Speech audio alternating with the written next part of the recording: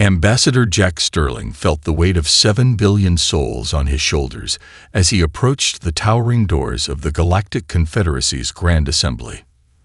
The massive crystal and platinum structure loomed before him, its transparent walls refracting starlight into rainbow cascades. Aliens of every conceivable shape and size streamed past, their shimmer silk robes catching the light like living auroras. Sterling adjusted his plain naval dress uniform, ignoring the dismissive glances from passing delegates. Let them stare. He'd chosen this outfit carefully, a reminder of humanity's history of service and sacrifice. The well-worn leather of his grandfather's combat boots felt reassuring against his feet. Those boots had stormed beaches in the Pacific. Today they would help launch another kind of invasion. Ambassador Sterling. A melodious voice chimed. A Centaurian protocol officer floated toward him, their translucent body pulsing with patterns of light that conveyed barely concealed disdain.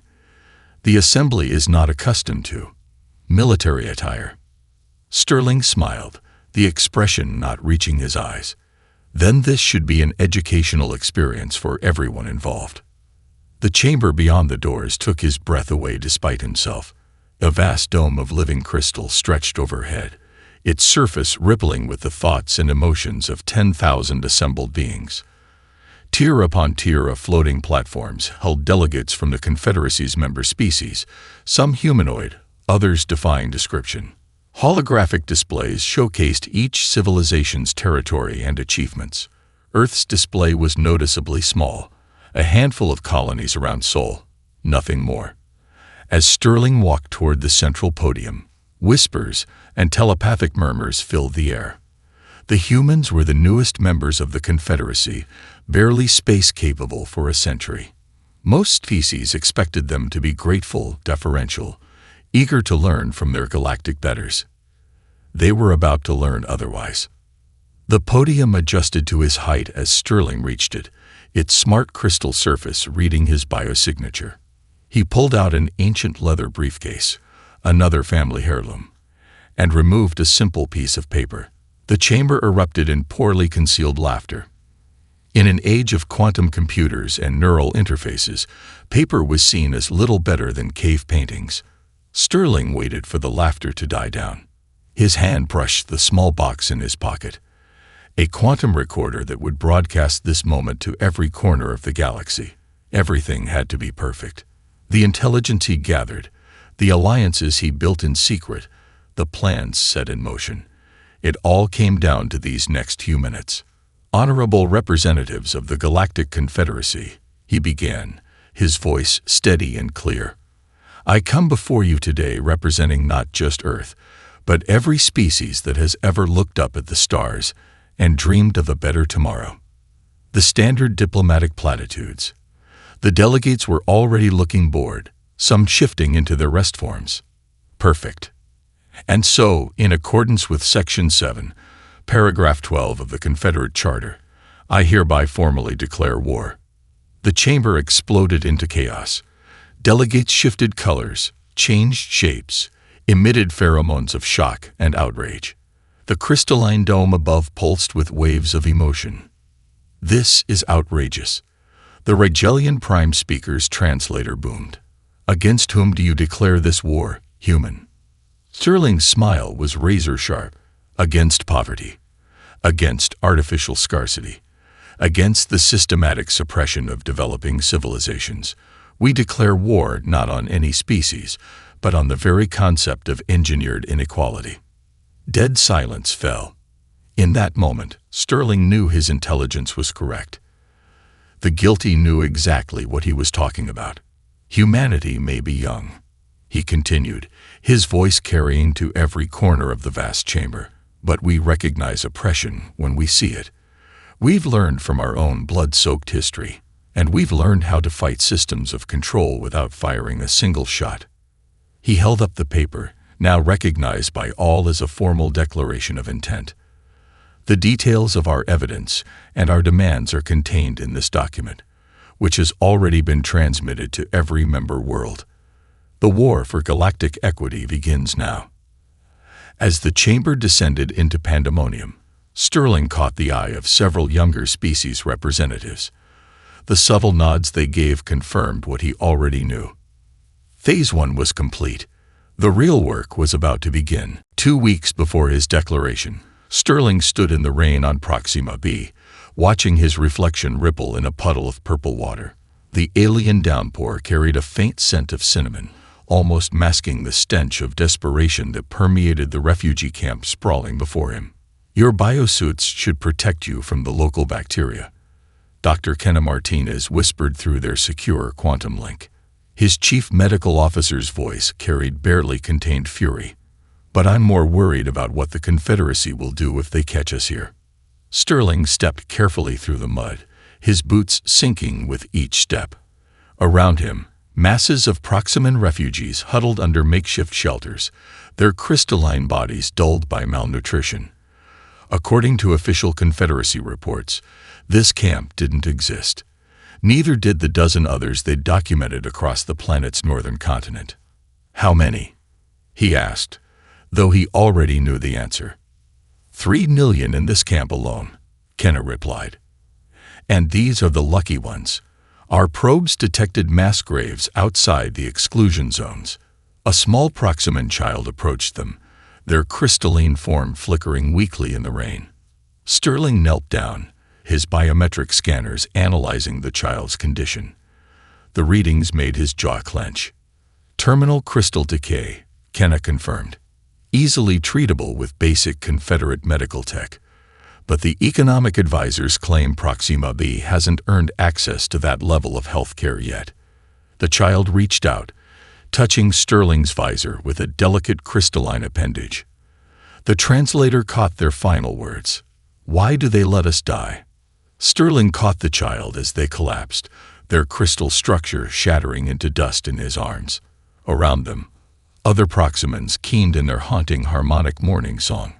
Back on the stealth shuttle, Sterling reviewed the data they'd gathered from 20 similar worlds. Each told the same story. Developing civilizations deliberately kept in poverty, their resources siphoned away through complicated trade agreements and artificial barriers to advancement. Sir, his intelligence chief, Maya Wong, called from the quantum comm station. You need to see this. The holographic display showed intercepted communications between Confederate economic advisors. Complex equations and probability matrices filled the air, but the intent was clear. Systematic suppression of technological and social advancement, carefully calculated to keep developing worlds dependent on Confederate aid. They've turned poverty into an art form, Maya spat. Every trade deal, every technology transfer, every development loan. It's all designed to create permanent underclasses on thousands of worlds. Sterling studied the equations, his augmented intelligence subroutines detecting patterns. Send this to Dr. Chen at the Tesla Institute. Her game theory AI might find something we've missed. Already done, Maya replied. But there's more. Look at the metadata timestamps. This system wasn't created by the current Confederate leadership. It's been in place for over 10,000 years. Sterling's blood ran cold. This wasn't just policy, it was philosophy. The Confederacy didn't just allow poverty. They engineered it, refined it, perfected it as a tool of control. The quantum comm crackled. Ambassador, Dr. Chen's excited voice cut through the encryption. The AI found something. These equations, they're not just economic models. They're perfect inefficiency engines. The Confederacy has mathematically optimized suffering. Sterling watched the rain streak down the shuttle's view screen. Below, millions suffered needlessly while Confederate luxury cruisers gleamed in orbit, their passengers sipping stellar wines and discussing cultural superiority. He thought of Earth's history, of Depression-era breadlines and refugee camps, of economic crashes and manufactured famines. Humanity had struggled through its own dark ages of artificial scarcity. They'd learned hard lessons about the mathematics of misery. Maya, he said quietly, implement Protocol Zeus. Full-spectrum data gathering, every developing world in Confederate space. I want poverty maps, resource flow analysis, everything. Dr. Chen, Push that AI harder. Find me proof they can't deny. Sir, Maya hesitated. That's a direct violation of at least 15 Confederate laws. Sterling looked down at his uniform, at the dust of a dead child still clinging to his gloves. Then it's a good thing we're about to declare war. The shuttle lifted silently into the purple rain, carrying its cargo of forbidden truth toward a confrontation 10,000 years in the making. The ruins of Kepler 186 stretched endlessly beneath the blood-red sky, a graveyard of shattered crystal spires and broken dreams. Sterling's radiation counter ticked steadily higher as he made his way through the wreckage toward the agreed meeting point. Official Confederate records claimed this sector was uninhabitable after a natural disaster. The weapon signatures his team had detected in the ruins told a different story. 7 minutes until the radiation shields fail. Maya's voice crackled through his helmet. And we got company. Surveillance drones, high orbit. Confederate. Worse. Private security. Blackwater Interstellar. Sterling grimaced. Earth-based mercenaries, eager to prove their loyalty to their new Confederate paymasters. The greatest threat to any revolution was always those who chose to serve their oppressors. He reached the designated coordinates, a vast underground chamber that had once been a planetary defense center. 7 figures waited in the shadows, their environmental suits disguising their species. Trust was still a fragile commodity. Ambassador Sterling, the tallest figure, stepped forward, voice distorted through layers of encryption. You risk much by coming here. We all risk much, Sterling replied, retrieving a quantum projector from his suit. But Earth has faced such risks before. The projector hummed to life, filling the chamber with images from humanity's past. Breadlines during the Great Depression, concentration camps, killing fields, refugee crises, but also underground railroads, resistance movements, triumph over tyranny. Your species is young, another figure observed, barely achieved quantum travel. Young enough to remember our struggles, Sterling countered, old enough to know better than to repeat the mistakes of others. He gestured to their surroundings, like what happened here. The tall figure, a Proximan resistance leader, removed their helmet, crystal structured gleaming dimly in the red light.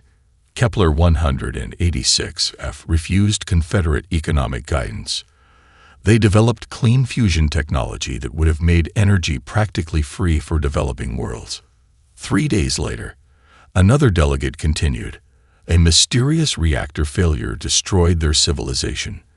The Confederate Relief Commission arrived within hours. Sterling nodded. Very efficient, almost like they were expecting it. He activated another display, showing the AI-enhanced economic models his team had developed. Earth's greatest strength isn't our technology or our military. It's our scars. Every atrocity, every struggle, every revolution. They're all recorded, analyzed, learned from. We've mapped the mathematics of oppression and liberation 1,000 times. The delegates gathered around the floating displays. Sterling watched their body language, tension giving way to cautious hope as they recognized patterns from their own worlds. This is how they control us, the Centaurian delegate whispered. The same methods, refined over millennia. And this, Sterling highlighted a section of code, is how we break that control. Earth's quantum AIs have identified critical weaknesses in their system, points where a coordinated effort can shatter millennia of carefully constructed inequality. Why? The question came from the Proximan leader. Why would humans risk everything for other species? Sterling pulled up one final image. Earth seen from space, a marble of blue and white.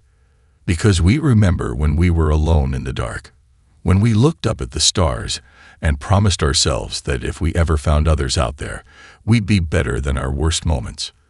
He swept his hand through the hologram, bringing up tactical displays. We have the evidence. We have the methods. Now we need your help to implement them. Earth will declare open war on Confederate economic policy, but we'll need allies. They'll crush you, one delegate warned. Make an example of Earth. Sterling smiled grimly. They'll try, but humanity specialized in fighting impossible odds long before we reached the stars, and we've gotten very good at turning oppression against the oppressors. The radiation counter beeped a warning. Above, the surveillance drones were moving into attack position. "Time's up," Sterling announced. "You've seen the evidence. You know the stakes. Who's with us?" One by one, the delegates stepped forward, removing their helmets. Sterling memorized their faces, the first allies in a war that would reshape the galaxy. Maya's voice cut through the moment. "Incoming. Multiple hostiles." As weapons fire began to rain down from above, Sterling saw determination replace fear in alien eyes. The first battle of his secret war was about to begin. Sterling stared at the quantum display until his eyes burned, watching as another simulation crashed. 3 days of continuous processing, and Earth's most advanced AIs still couldn't crack the final piece of the Confederate economic puzzle. The math is sound. Dr. Chen's hologram paced the conference room of the stealth ship. "We can prove they're manipulating markets, creating artificial scarcity, even predict their next moves. But we can't prove it's deliberate. They'll claim it's just market forces at work." Maya Wong burst into the room, her usual composed demeanor shattered by excitement. "Sir, you need to see this.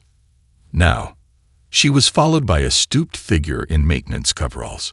Sterling recognized him as Zax 427, one of the Alpha Centauri refugee janitors who kept the ship's life support systems running.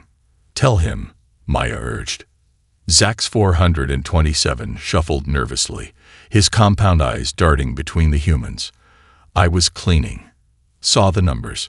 Reminded me of old stories. Before the Confederacy came to our world." Sterling leaned forward.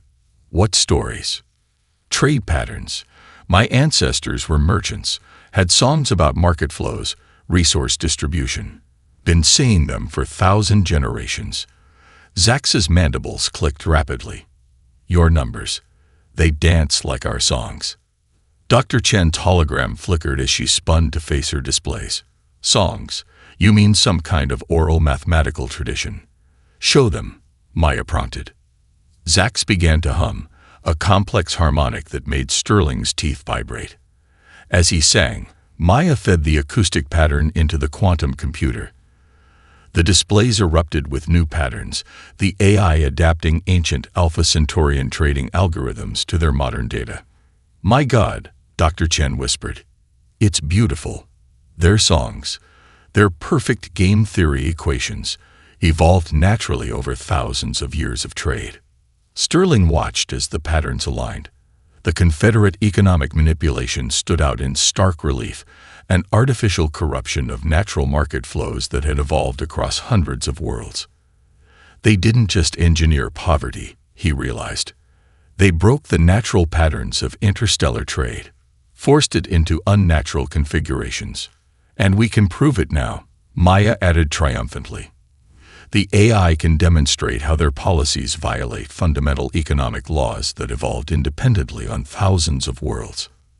Zax had stopped singing, his compound eyes fixed on the displays.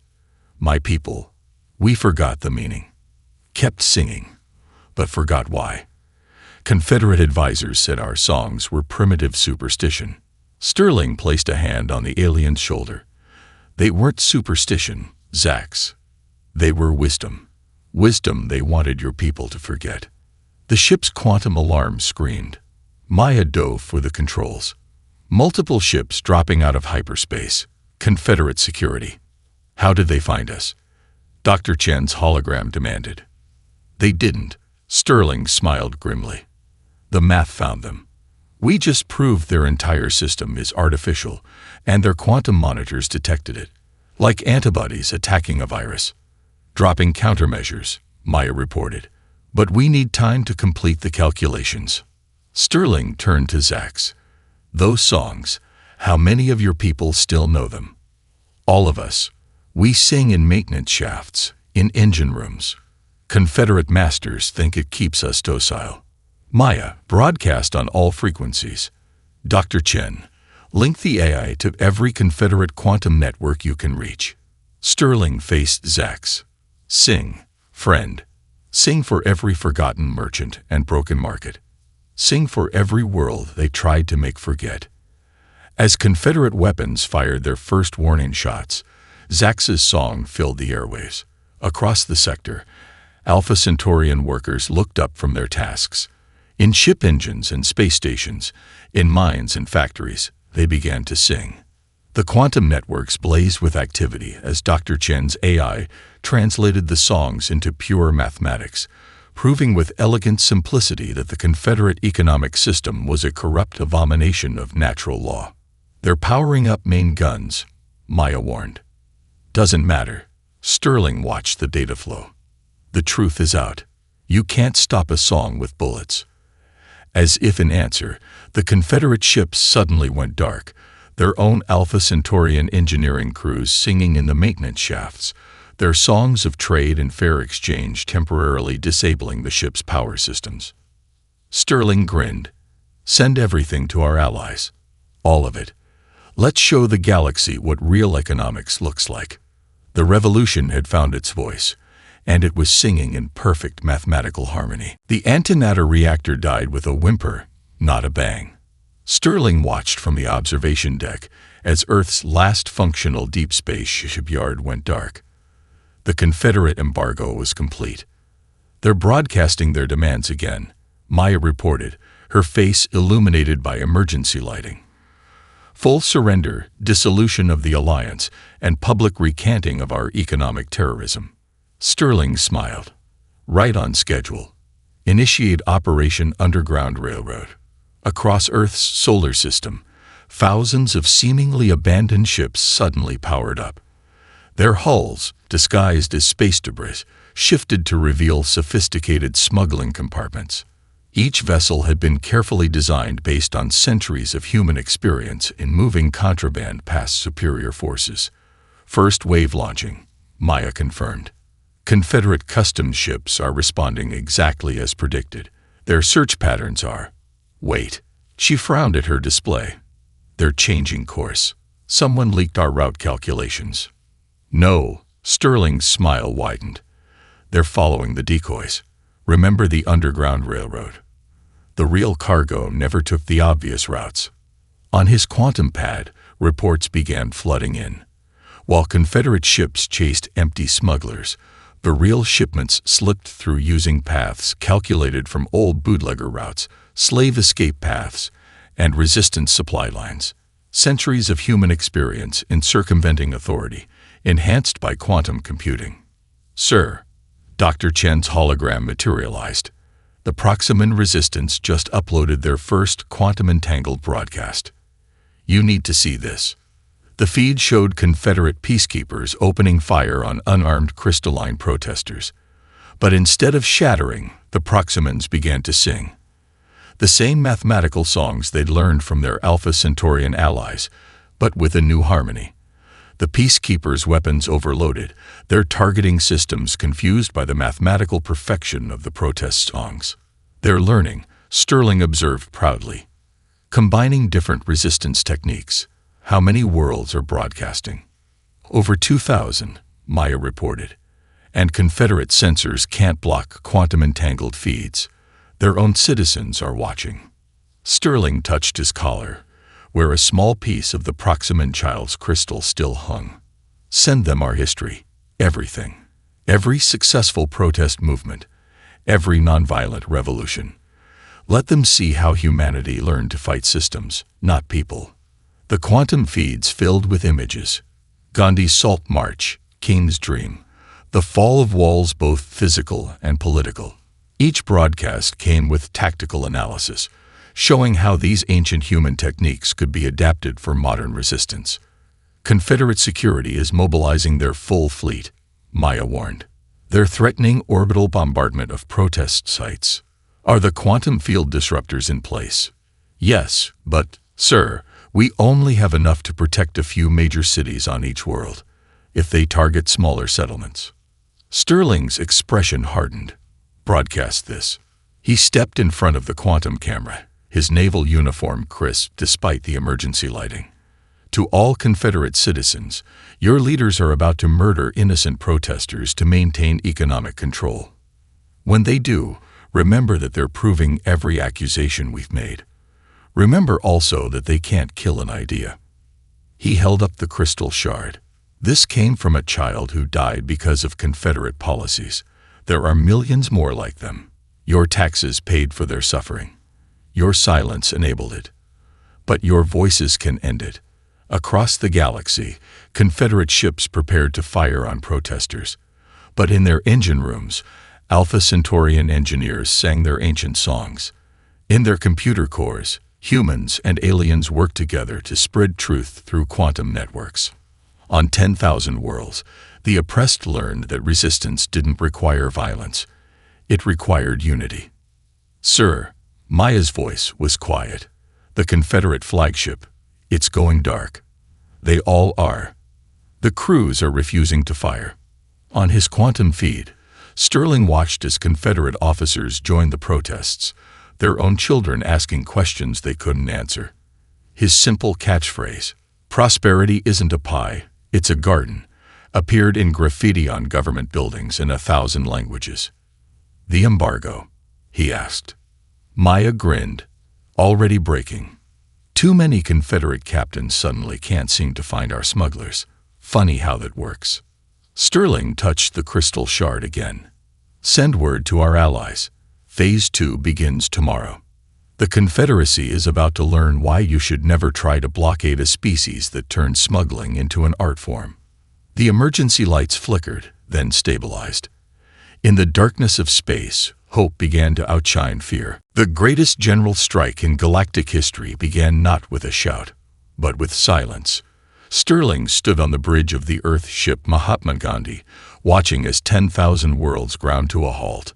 "Space lanes are empty," Maya reported, her fingers dancing across quantum displays.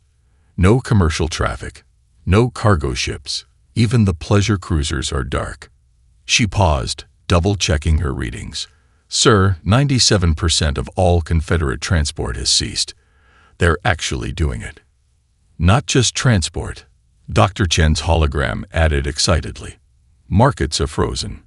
Manufacturing hubs shut down. Entertainment networks dark. The entire Confederate economy," she grinned, "just went offline."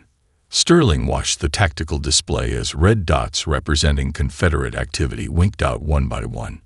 Years of planning, countless secret meetings, millions of encrypted messages, all culminating in this moment of perfect synchronization. Confederate security vessels deploying from Arcturus, Maya warned. "They're heading for the major protest sites. 15 capital ships, heavy weapons hot." "Right on schedule," Sterling nodded. "Signal our allies. Phase 2 begins now." Across the galaxy, millions of protesters emerged from their homes.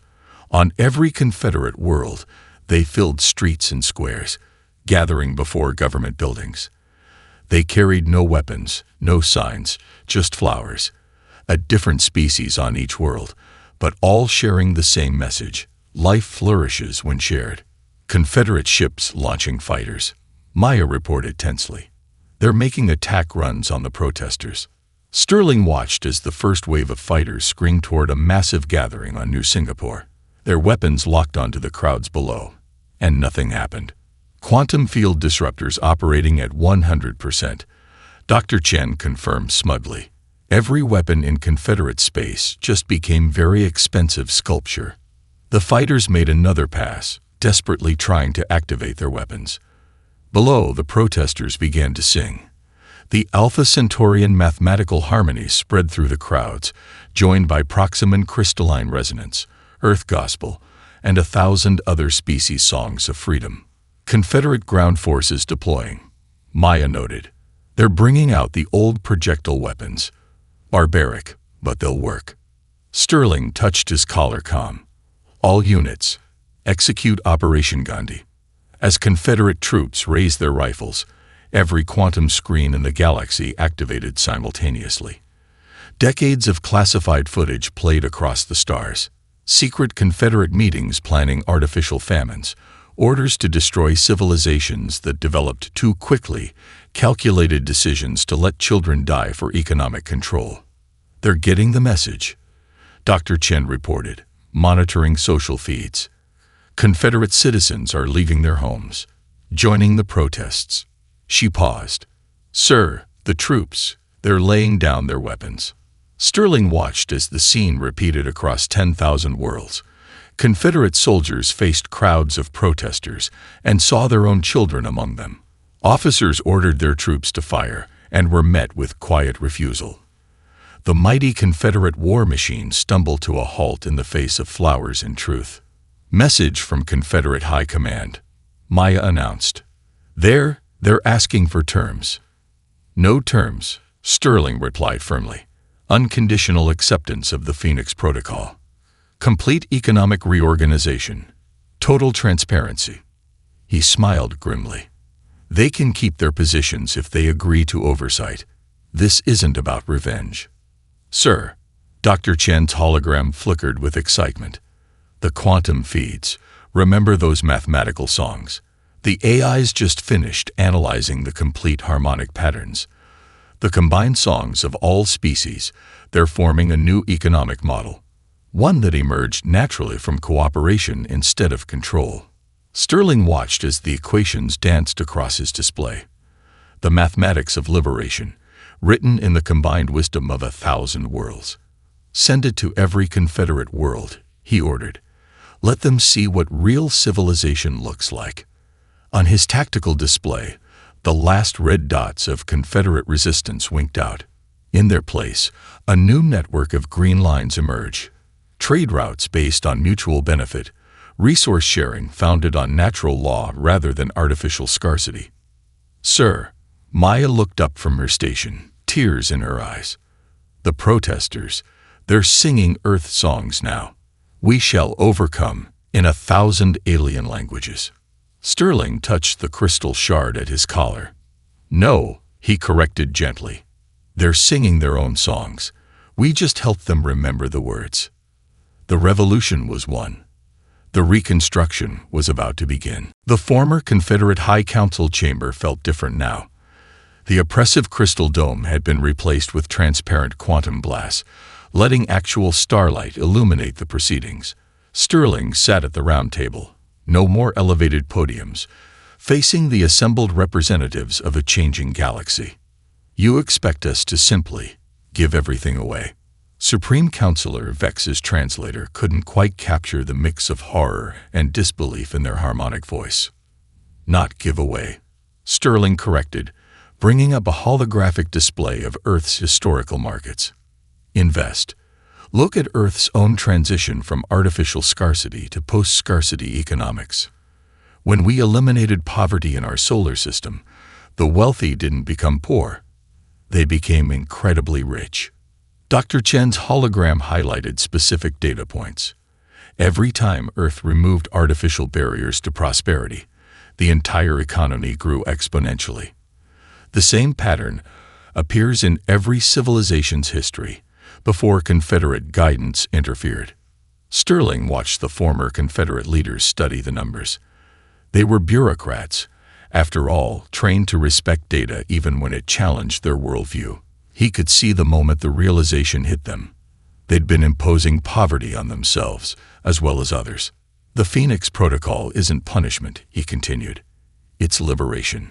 Your own economic experts have verified the math. Real prosperity multiplies when shared. Artificial scarcity is like damming a river. It gives you control, but at the cost of stagnation. A quiet ping from his quantum pad. Another successful transition. On New Singapore, the former Confederate governor had just approved the first free energy distribution network. Similar reports streamed in from across former Confederate space as local authorities discovered that cooperation generated more wealth than control. But the social order, another counselor began, will evolve. Sterling interrupted firmly. Like it always does. Earth went through this. Every civilization does. The only question is whether you want to help guide that evolution or be swept aside by it. Maya's voice came through his neural link. Sir, The Proximan reconstruction data just came in. Their crystal decay rates have dropped 90% since implementing the new medical distribution networks. They're calling it the Sterling Protocol now. He allowed himself a small smile. Names didn't matter. Results did. There will be resistance, Vex warned. Many of our people still believe in the old ways. Of course there will, Sterling agreed. Change is scary. Earth's own transition took decades, but we learned some things that might help. He activated another display, showing the new education initiatives being implemented across former Confederate space. Schools where young aliens learn not just technology and science, but the mathematical songs of the Alpha Centaurians, the crystal harmonies of the Proximans, the economic wisdom of 1,000 worlds. Your children already understand, he noted quietly. They're growing up in a galaxy where artificial barriers make no sense, where prosperity really is a garden, not a pie to be divided. The quantum feeds showed celebrations across the galaxy as more worlds implemented the Phoenix Protocol. Former Confederate enforcers worked alongside resistance members to distribute medical supplies. Wealthy elites discovered that investing in public good returned far more than hoarding ever had. There will be attempts to restore the old system, Maya warned through the neural link. 3 assassination attempts prevented just this week. Sterling knew she was right. Earth's own history showed how desperately some would cling to power. But humanity had learned that lasting change came not from forcing new systems on people, but from showing them better possibilities. The choice is yours, he told the assembled counselors. You can help build something new, or you can be remembered as the last defenders of a system that made everyone poor, including you. He stood, adjusting his naval uniform. Earth didn't declare war because we wanted to destroy the Confederacy. We declared war because we remembered being like you, afraid of change, clinging to control. We learned a better way. Now we're offering you the same chance. One by one, the counselors began to signal their acceptance, not with electronic votes or quantum signatures, but with song, the mathematical harmonies that were becoming the new language of galactic cooperation. Sterling touched the crystal shard at his collar and smiled. The transformation was beginning. The real work, the hard work of building something new, lay ahead. But for the first time in 10,000 years, the galaxy was moving forward together. 5 years to the day after his first declaration of war, Sterling stood once again before the assembled representatives of the galaxy. The chamber of the new Galactic Federation gleamed with combined technologies: Earth quantum glass, Proximan crystal matrices, Alpha Centaurian harmonic resonators. Like the Federation itself, it was stronger for its diversity. The numbers don't lie, he began, his voice carrying to every corner of the vast space. 5 years ago, 40% of all sapient beings lived in engineered poverty. Today, that number is below 5%, and falling. The quantum displays showed the transformation in stark detail, worlds blooming with new life, species reaching their full potential, trade routes humming with genuine commerce rather than controlled scarcity. But I'm not here to celebrate victory, Sterling continued, touching the crystal shard that still hung at his collar. I'm here to declare war again. A ripple of anticipation moved through the chamber. The last time Sterling had declared war, he had reshaped the galaxy. What could humanity possibly target now? 5 years ago, we proved that poverty was an artificial construct, a tool of control that held everyone back. Today, we declare war on an even older enemy, death itself. The chamber erupted in murmurs as Sterling brought up new displays. The combined medical knowledge of our civilizations, freed from artificial restrictions, has already extended life expectancy across all species. But we're thinking too small. Dr. Chen's hologram appeared beside him, annotating the displays with complex mathematical models. Project Prometheus isn't just about living longer, she explained. It's about transcending the very concept of mortality. Impossible, someone called out. Death is natural law. Sterling smiled. So was poverty, according to the Confederacy. But look at what we achieved when we worked together, instead of holding each other back. The displays shifted to show research already underway. Proximin crystal regeneration techniques adapted for organic beings, Alpha Centaurian mathematical models predicting and preventing cellular decay, human genetic engineering merged with alien biotechnology. Every species has fought death alone. Sterling continued, each finding pieces of the puzzle but never sharing them fully. Today, that changes. Maya's voice came through his neural link. Sir, the first data packets from the deep space probes are coming in. The patterns, they're incredible. Sterling nodded slightly. Their probes had discovered something extraordinary at the galaxy's edge. Signs of truly ancient civilizations that might have already solved the riddle of mortality. But that announcement could wait. One war at a time. 5 years ago, you thought humans were naive. He addressed the chamber. We declared war on poverty, an enemy as old as civilization itself, and many of you laughed. You're not laughing now. He gestured to the quantum displays showing the transformed galaxy. We won that war not through force, but through cooperation. Through recognizing that artificial limits hold everyone back. Through remembering that prosperity multiplies when shared. The crystal shard at his collar caught the light, scattering rainbows across the chamber. A child died in my arms because of artificial restrictions on medical technology. How many more will die while we cling to the idea that death is inevitable? That it's natural. That we shouldn't challenge it. Sterling's voice grew passionate. Humanity's greatest strength isn't our technology or our strategies. It's our refusal to accept artificial limitations. We look at the impossible and say, why not? We see barriers and ask who put them there. We face death itself and declare war. The chamber had fallen silent, every being present feeling the weight of the moment. This wasn't just another policy proposal. This was a fundamental shift in how intelligent life viewed itself. The choice is yours, Sterling concluded. Join us in this war or step aside. But know this, humanity will not rest while death claims innocent lives. We will not accept artificial limitations on life itself.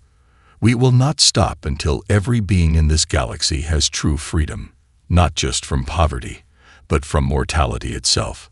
He touched the crystal shard one final time. The child whose crystal this was deserved a chance at immortality. All children do. Who's with us? The response began, as it had 5 years ago, with song. But this time, the galaxies sang together from the start, one voice raised against the final enemy. The war on death had begun.